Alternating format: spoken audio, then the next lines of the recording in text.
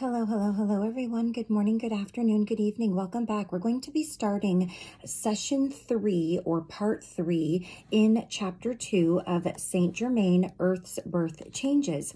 And this is channeled through Azina Ramanda. And I did have somebody ask me who this book is written by. And I do want to just share that this book it's a compilation of sessions done between 1986 and 1989, where the entity or the soul of Saint Germain, as we identify him with, is channeled through a full body manifestation through Azina Ramanda, who is a channeler, but it was put together by a specific person. So there is no author of this book, but it was put together by a man named Peter O. Erbe, E-R-B-E. Edited and narrated by, but the technical author is Saint Germain, channeled through Azina. So this book is a little different in that way, in case you're wanting to find out more information about these people. So let's go ahead. And there was a really lovely quote here that I'm going to read from Saint Germain that was in the beginning of the book. There was really no introduction, but he did leave some really nice quotes. So I want to read one to you. From a river born of God, I come forth to reflect your divinity. Hear my call. We of the Council of Light have come so that you may know our joy as one. I come because you have called the essence of the Brotherhood of Light unto you. I come as an equal brother, divine being of light that recognizes your divine beingness of light. I come to share with you. I come because I love you. I love you beyond your imaginings. I wish not to be revered or captured within any image that will be placed upon your wall. That I do not desire.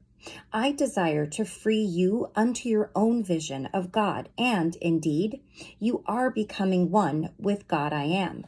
Saint Germain. There's a few of those, so I will share those over our next few videos. But let's go back to questions and answers part 3. And of course, he's asking, are there any questions? And here's the first one. Saint Germain, you stated that Jehovah is of Aryan race. Could you clarify that? I don't understand what that means. It is the vibratory frequency of the Orion energy, which we have discussed earlier this evening of your time. When the Lyrians and the Pleiadians came forth to conquer the Orions and the Pleiadians interbred in the Orion constellation. The Orions came forth upon your land and instituted themselves, and they married the daughters of men. Question. What is the difference between levels and densities? Is this one and the same, or is it? And then they stop.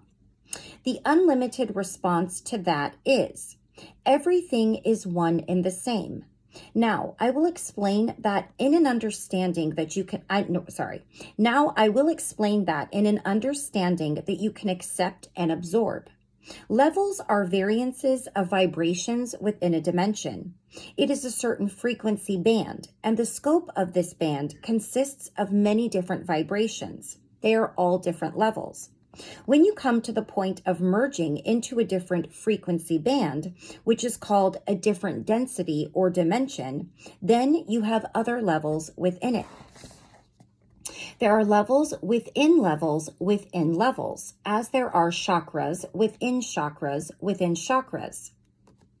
Question. I have a question basically about fear, possibly about discernment. Recently, I was in a group where we were practicing channeling, and an entity came forth and was teaching us. That entity identified himself as being of the Christ line and having a certain work that he wished to share with us. This was very well received, but at a certain point, there was a fear response within a particular individual. It may have been wider, but it was voiced through just one particular individual. The question I have for you is, can you tell me as to the motivation of this particular entity that identified himself as Ka, C-A? and how we can use our discernment in terms of the teachers and the energies that are coming forth at this time. I think that's a really valid question because, as I said in my other videos, there are a lot of channelers out there these days, and we have access to them thanks to YouTube. And this could be a great thing, or this could be something that is damaging. And we'll see what he says here, because I have a certain understanding, and we'll see if this resonates with myself or with you, if you might happen to have the same question. I would most joyously share with you your reflection in this manner. Ka is a vibration of the fire energy. Indeed, it brings forth the expression that is Christus. All is Christus. All contains a polarity of Christus. Awakened or not, it is there. Now, how do you discern? Discernment, in your definition, is clarity. Clarity is perception of all in non-judgment. Now, how do you tell if it is harmonious? Resonate with the reflection. Understand its vibration within you of excitement. Fear is a sort of excitement, although it is of the vibration of altered ego. Now, all that is reflected before you in what you encounter in your teachers, your brothers, your communion, everything, it is for you to understand as a mirror. That is why it is there, or it would not be there. For you to gaze into the reflection of it without judgment, to know you. Clarity is the understanding of non-judgment. As you gaze forth into the mirror, understand that they are divine in whatever they are creating and experiencing. Allow them this, and you free them and you. Know your own vibration. Know your own power. Do not become dependent upon another entity for truth, for all truth is truth. You are the ultimate truth of you. Dependency is allowing yourself further and further and further separation from God. Always I come unto you because I wish to share with you as an equal brother, divine being of light, that recognizes your divine beingness of light. I allow this communion with joy and celebration, and I wish you to commune with your brothers in like fashion, always. Now, there are some limited reflections upon the earth plane, for that is part of the polarity of physicality. But to love them is the ultimate wisdom, regardless. Do you understand? And what should I accept and what should I not? Accept all that is as you. Accept all that you experience as you. It does not mean that this is the only truth, for all is the truth. Do you understand? Indeed, my beloved. And I really love that, because right now, especially in the United States, we have a lot of people, and actually I think around the world, but I live here in the States, so I'll use it as an example. With this particular election and the two people that were running, we saw a lot of Jesus talk and talk of God coming into this election because of things that one candidate was saying and things that the other candidate was against and things the other candidate was for. So I think it has awakened a lot of something that we have been separated from, many of us, for a long time, and that is our relationship, our personal relationship with God. And a lot of people think, okay, there's an awakening happening, as it has been for the past several years, and when this happens, everything's going to be great because we're all going to finally be on the same page and we're going to look at things in the same way. And I don't think that is true. I think that what one person has an awakening doesn't necessarily mean that the person next to them, if they awaken, are going to have the same truths and the same beliefs. And whatever you believe to be true is your truth. No one else can take that away from you. So you can respectfully disagree with somebody about their beliefs on Jesus or God or the angels, heaven and hell, whatever it is, whether it's spiritual or not. And if your opinion is different, it doesn't make their truth wrong or your truth wrong. It makes their truth right for them and your truth right for you. And so it's really important to remember that as more people awaken, that this doesn't mean that we're all going to think the same, feel the same, and believe the same, and therefore create this collective harmony throughout the collective consciousness. What it will mean is that we each awaken to our own truth, but because we are awakened in our own truth, we can recognize that we can live peacefully with people who may look at things differently, but we can come towards it with love, understanding, and peace, if that makes sense to you. Okay. Question. You say we know all things within us. Could you tell us how to ask ourselves so that we can get that answer? The only question is, what is?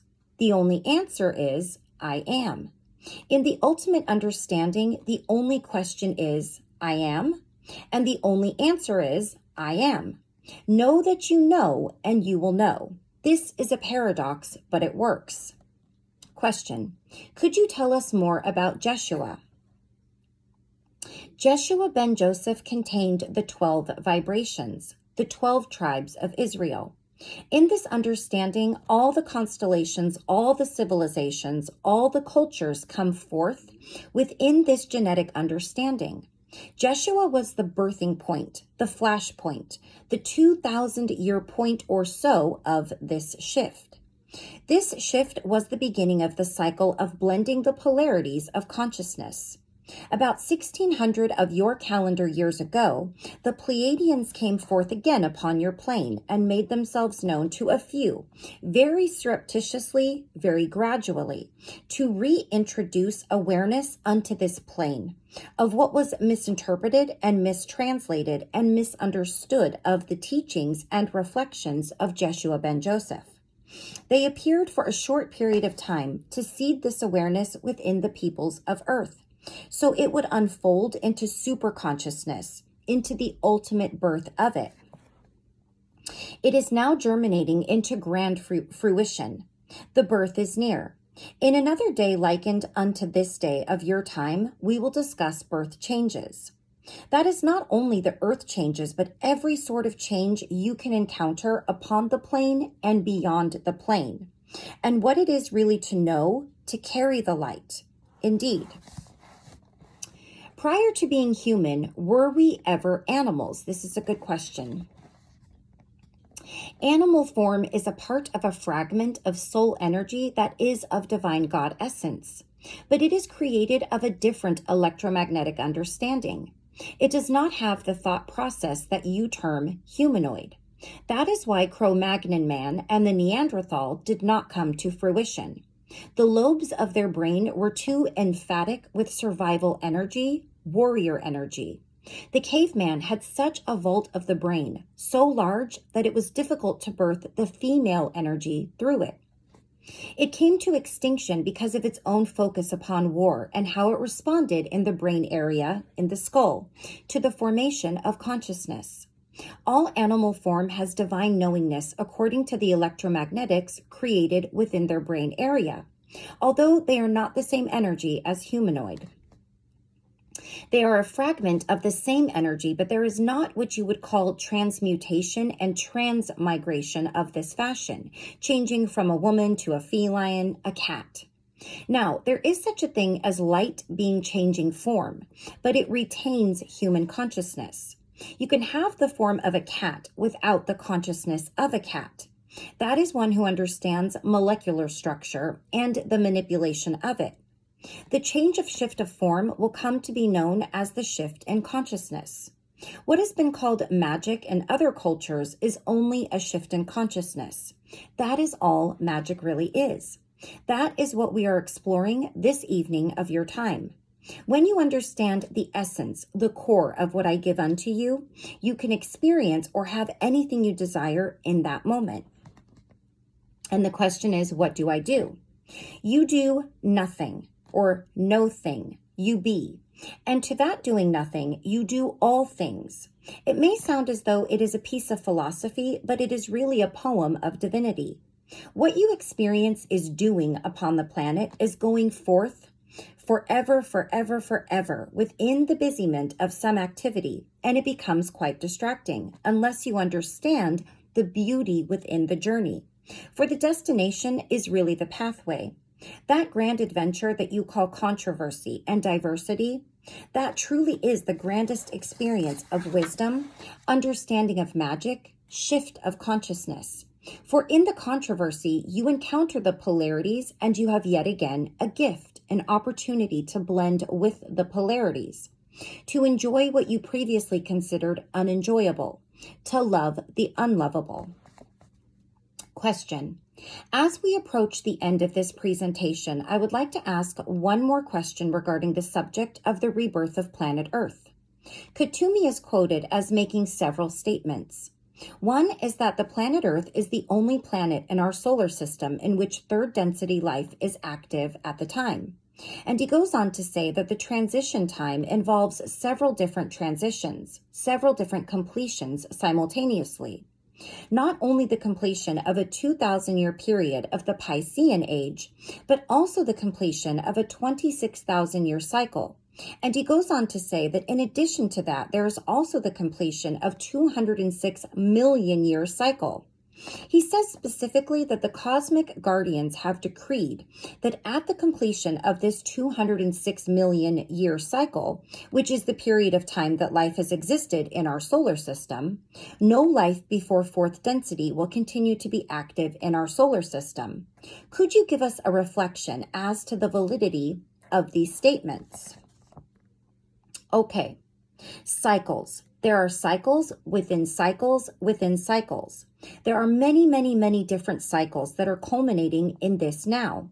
The reason for the focus on planet Earth and for all the galactic confederations coming forth unto this area of your solar system is because this universe is in the shifting of densities. Planet Earth is indeed at the exact midpoint of the phase shift. From evolution to involution, from the creation of the universe through a supernova to the ultimate involution into a sun to be born yet again to create another universe. Sun, S-U-N, not S-O-N. This Earth is the exact midpoint of that cycle. That is the 200 million year cycle. Now, what you experience upon the plane of your now, the shifting and all that is occurring not only of third density, it is also occurring in the astral body of Earth, the etheric body of Earth, and the soul body of Earth. Your solar system is indeed the ultimate understanding of a universe of humanity, and this planet called Earth is the only one at this point in time, or time-space, in which there are third density Earth beings, humans. Now, I did say within this time/space. There are other third density Earths, parallel universes. There are other third density planets within our star systems, other galaxies. This particular solar system is born of a sun that brings forth its brilliance as your light reflected. It is reflecting the culmination of your light. It is a memory. That is a paradox. You will begin to understand the art of creation of the universe and how you yourself have created this universe with your thought. For a moment, I would like you to keep the focus on this particular rebirth of planet Earth. As the Earth births, the universe births. The same thing is occurring within the universe's consciousness. As you are a cell within the body of the consciousness of Mother Earth, Earth is a cell within the body of the consciousness of the universe. Question. You have recently indicated that 1987 was the completion of the first half of the transition period of approximately 44 years, and 1988 is the beginning of the second half of the transition period, which will apparently be completed in approximately 2010. And they're asking, could you please elaborate? These particular dates are all the time shifting because consciousness is shifting all the time. It is a flux. It appears that it is somewhere between 2010 and 2013 of your now. There are many, many, many tales within the tales of your history. Many, many, many histories within your history. And as we continue our communion together in your future time, we will explore them in detail. This day of your time was a bit of an overview. What do you call it? Like a preview. And we shall have the debut, as you call it, of your awakening revealed unto you every moment of your future. Listen to your thoughts. Listen to it. It is telling you something about yourself, about from whence you came, about to where to go, and about that which you are. Listen to one another. Hear them with your heart. Heed them with your soul, for they are you and you are they. The ultimate understanding of all of life is I am, and you will come to know this. That is all there really is in this tale that I tell you. You are God. All the rest is commentary. And how you love commentary. I am here to allow you to know what you already know. I understand who you are, and I am here for you to understand who you are. What else is a mirror? And in this reflection I shall depart. But parting is sweetness and sorrow in the same drop of now. Dance with dire circumstance. Fleece yourself in friskiness. Partake heartily of humanity and heal the wounds with your own wisdom. Heal earth with the birth of you. So be it. In departing in this particular experience of now, I shall take wings unto flight and soar unto the forevermore. Join me if you will. It will be a journey of jubilation. Go into the night sky. Gaze unto the illumination therein. You are I am. Forever be I am. Forever know I am. The ultimate God of creation. The Om of life. Farewell. I really do not wish to leave, but it is of the ripeness of time. The grapevine of your consciousness is heavy with the words. And as you whisper these words of wisdom to your brothers upon the earth, remember to tiptoe through these tulips. Tenderly and gently caress your brothers into wisdom, not forcefully. Love, light, and laughter, the trinity of divinity. Your wishbone is my command. Your funny bone is yours. And always have a laugh up your sleeve, because that is where your funny bone is, Be buoyant, light-hearted like children, the children of Christ. Namaste, which is in Sanskrit understanding, the God I am of my soul salutes forever the God I am within your being. Farewell. I really, really love that. I like that we're shifting into more questions and answers that people really want to understand. And even though he does give things on a much deeper level that you really do need to think on before you can really sort of grasp some understanding of it, I feel like within each and every one of us, there is an innate understanding, because these are things that we already know. We're simply just relearning them. We're being brought back to them. And, it does beg to, I do want to say that when I had what I guess you would call my awakening about 4 years ago, I wanted everyone to hear everything that I was learning, because it was such an amazing, amazing experience. I wanted everyone to feel that. And so sometimes I would share a little bit too much, and I think it would be off-putting. And then as time went on, I learned how to step back and discern not only who I could share with, but how much each person was ready to hear. And then I realized also that I don't need to share with my words. I simply share by my energy, my vibration, my actions, and the way that I live my life. And that really brings more of an awakening to people than anything else. Because you could go door to door like some particular religions do and try to share your word because you believe it to be the ultimate word and the ultimate truth. And I find that for most people that actually does quite the opposite, and it really can turn them off to things that they otherwise may have been interested in, but it's being forced or thrown at somebody. And when I look back at, my thoughts and my beliefs before I had my awakening, if somebody came and they told me the things that I now believe that I never in a million years thought that I would believe, be interested in, or care about, I would look at them like they had two heads. So if you're in that situation where you just want to share everything that you're learning, practice discernment and practice teaching just by example rather than with words.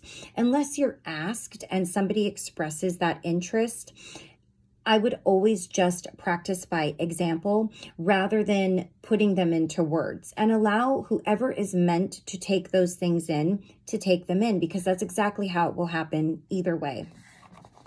So that is the end of our third session of question and answers, and we will be starting chapter 3 in our next video. So we'll just stop right there. And until next time, as always, as I always say, please take care of yourself. Please take care of those around you. I will see you again very soon for chapter 3 in Earth's Birth Changes, Saint Germain. Take care. Bye-bye.